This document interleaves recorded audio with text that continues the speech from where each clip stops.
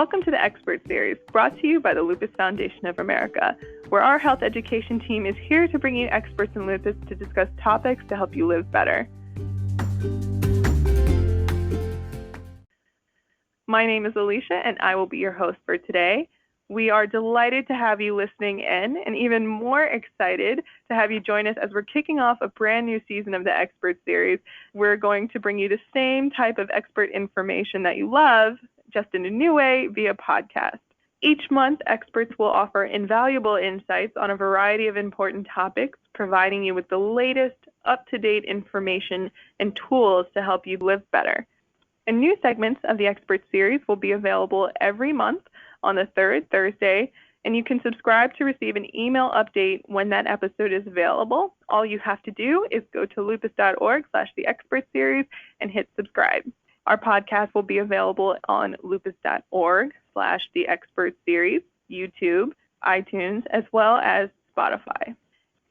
So without any more delay, I want to welcome our first guest, Lauren Metelsky, Health Education Nurse Manager for the Lupus Foundation of America, and she's going to share more information about the health educators here at the Lupus Foundation of America, as well as some key resources that she recommends. Welcome, Lauren. How are you today? Thank you so much, Alicia. I'm so excited to be doing this today with you. Thanks for having me. Yes, absolutely. So can you tell us more about our health educators and what would someone reach out to them for? So I have a group of 3 health educators, including myself, with the national office here at the Lupus Foundation of America. A lot of times people reach out to us when they are newly diagnosed or having new symptoms or really looking for more information about lupus. We have a great new website and lots of information online, but sometimes people need a little more personalized education or a little bit someone to kind of guide them to the resources that they're looking for, and that's really why we're here. And we answer calls, phone calls, and emails every day, all day long, and in Spanish and in English. So we're really just here to serve people living with lupus, people who are seeking a diagnosis, and caregivers and loved ones who just need more information, more resources to help them live better with lupus. Right. So it seems like really if anyone has any questions about any particular aspect, they can certainly come to you. And you mentioned online and by phone. Online, how would someone get to you? Well, with our new website, which looks super intuitive and really neat, if you go to the top bar where it says Living with Lupus, that's where you're going to find all the information on the care and support services that the foundation provides. And that includes the health educators. So you've got a little page there where you can learn a little bit more about us, and you can actually reach out via the Contact Health Educator form. So that'll send an email to us in Spanish or in English, like I said, and it's really great because you can also specify where you're located, which helps us when we're looking for resources in your area. We can say, oh, you're calling us or you're emailing us from, Silver Spring, Maryland. Then we can kind of go to those resources and better prepare some resources for you. So you can reach out to us that way, but you can also call us at our number that's posted on the website, which is 800-558-0121, and choose the option for the health educator, and then you'll get straight to us. And so really, like I said, if you wanted to find out a little bit more about what we do and some of the things that we are able to assist with, the Ask a Health Educator page, which is on lupus.org, is going to give you a little bit of insight as to what we do. But, if none of those things answer your question, that's when people reach out to us at lupus.org/health educator to get a little bit more. Awesome. And what are some resources that you recommend if I were to come and reach out, or do you have any top resources that you just like to refer folks to? Well, I think a lot of times people will call us right after getting diagnosed. And so, we all know we're all patients. And so we all kind of know what that process is like. When you go to the doctor's office or the nurse practitioner's, PA's office, and you are finally getting answers to what you've been, struggling to get answers to for a long time. And you you get that diagnosis. And so, for a lot of people, there's that initial relief. They actually have a name for what to call what's been bothering them for months or sometimes years, especially with lupus. And they get that answer and they have, 8 more minutes before their appointment is over. And so, just that brief encounter with the healthcare team, even if in the best case scenario, sometimes it's just not enough for people to get all the information that they need. Sometimes it's that, and sometimes it's so shocking to kind of get the answer as about your diagnosis that you may not be prepared to ask all the questions. So a lot of times people reach out to us after they get home and they're sitting there with their paperwork from the doctor's office, and then they start to have a whole lot of questions kind of flooding their head. And so I would say one of the best resources that I would recommend to someone in that situation is to go to that Take Charge Newly Diagnosed email series. So this is an email series that was developed and started I guess about a year ago, and it was developed with our health education team, and it goes out to people who sign up. You get an email delivered to your inbox once a week that gives you kind of bite-sized health education about lupus. You'll find if you go online and you go in the search browser and you put lupus, you're going to bring up so much stuff and you're going to get flooded. And so a lot of times I'll just tell people who are newly diagnosed and feeling overwhelmed, go to lupus.org, sign up for that Take Charge email series, and then you get bite-sized education each week. And if you have more questions, reach out, and you'll kind of have a little bit more of a tailored education experience that you don't actually have to work too hard for because it just comes right to your email. So that's probably one of the best resources I'd say for newly diagnosed.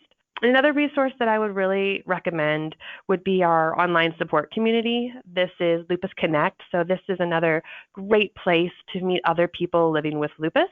We have over 11,000 community members from all over the world. All U.S. states and 115 countries are represented in this online community, and it's monitored by the health educators and in partnership with Inspire, who hosts the site. And it's really a great place for people to connect. So when you just want to talk with someone else in your area, you can also go and find people in your community. If they put their zip code in, you can find, who's in this community that's near me.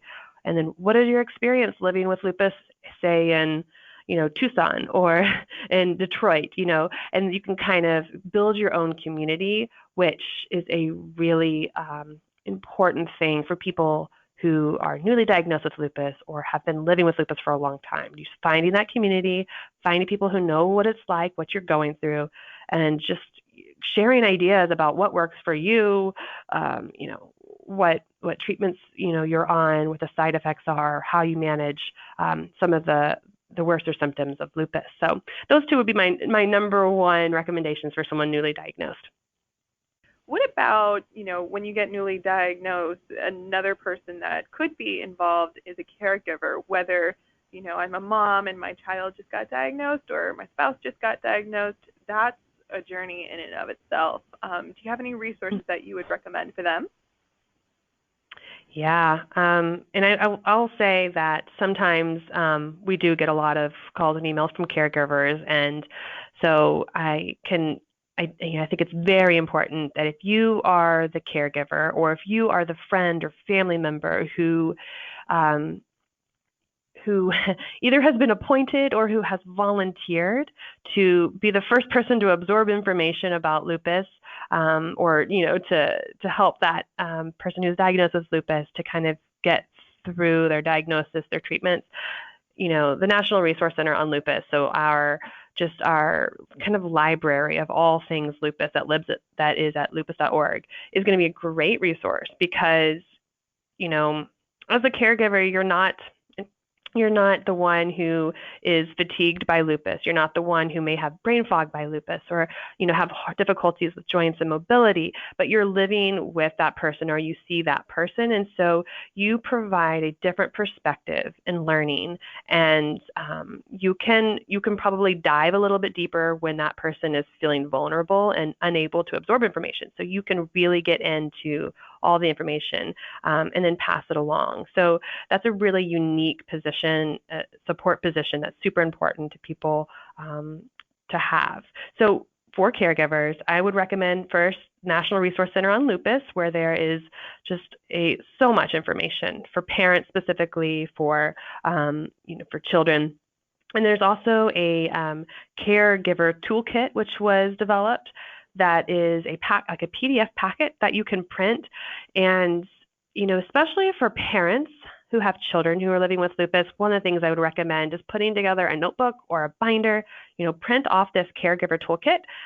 It kind of walks you through some of the self-care things that need to be considered for the person living with lupus, ways that you as a caregiver can help them out.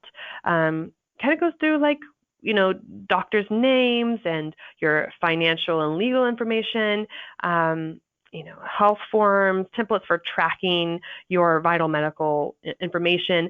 This is going to be really, really helpful. So print off that caregiver toolkit and put it in a binder, and then start to really organize things. And if you find meaningful articles on the NRCL, the National Resource Center for Lupus, many of them are printable in a PDF format, and then print them off and put them in that binder and take that with you when you take your friend or your loved one to their doctor's visits, and really build off that. So those are some resources that I would recommend. And of course, always reach out to health educators if you have any questions, because it's really hard to take care of someone who's just been diagnosed or who has been living with a chronic illness like lupus. So, it kind of ebbs and flows for their disease course. They may have flares, they may go into remission, they may have good days, they may have bad days. And while the caregiver isn't necessarily having the same, ailments or the same aches and pains and organ involvement, as someone who cares for and loves someone who's going through that, you're going to have emotional ups and downs as well. And so that's another resource. The health educators are another resource for caregivers. Just reach out to us. We love hearing from people about, things that they do to make living with lupus better for themselves or for their loved ones. So, never hesitate to reach out if you're not finding what you're looking for, or if you just really need to talk with someone about some ideas around. Exactly. And that is all the time that we have for today. Lauren, thank you so much for sharing such valuable information.